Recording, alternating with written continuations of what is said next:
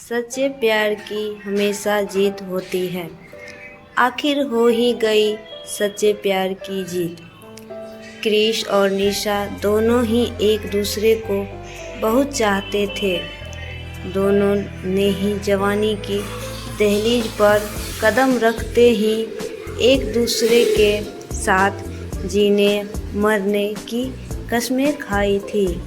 लेकिन उस समय आज की तरह का नया ज़माना नहीं था।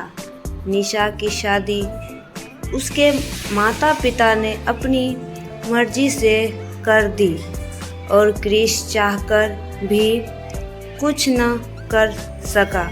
उधर क्रिश के घर वालों ने भी क्रिश की शादी कर दी। लड़की बहुत सुंदर थी, लेकिन क्रिश को निशा का दीवाना था, इसीलिए उसकी पत्नी में क्रिश का कोई मोह नहीं था। निशा अब अपने परिवार की जिम्मेदारियों में व्यस्त हो गई थी और क्रिश भी अपनी नापसंद लड़की के साथ जीवन यापन करने लगा था। दोनों के ही परिवार में बच्चे भी हो गए थे, परंतु जीवन साथी से दोनों के ही विचार नहीं मिलते थे।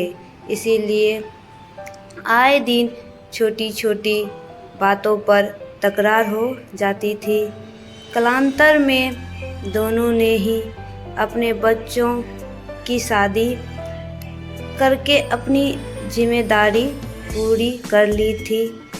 अब तो परिवार में अपने अपने जीवन साथी से लड़ाई झगड़े के अलावा कोई दूसरा काम रह ही नहीं गया था। इसीलिए दोनों ने ही अपने जीवन साथी से विधिवत तलाक ले लिया था। तब तक नया ज़माना भी आ गया था।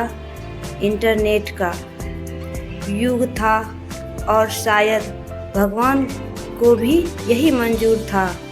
एक दिन क्रिश और निशा दोनों ही इंटरनेट के जरिए फिर एक दूसरे से जुड़ गए।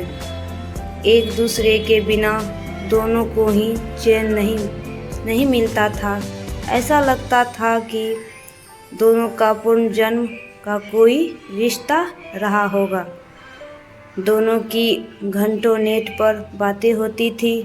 अब एक दिन वो समय भी आ गया कि दोनों फिर से विवाह के सूत्र में बंध गए।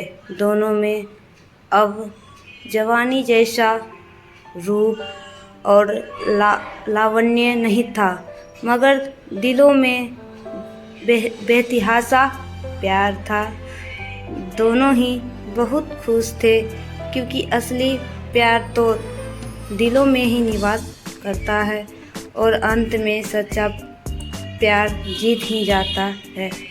अब तो दोनों में भगवान का शुक्रिया अदा किया और कहा कि हे ऊपर वाले, तेरे घर देर है मगर अंधेर नहीं है।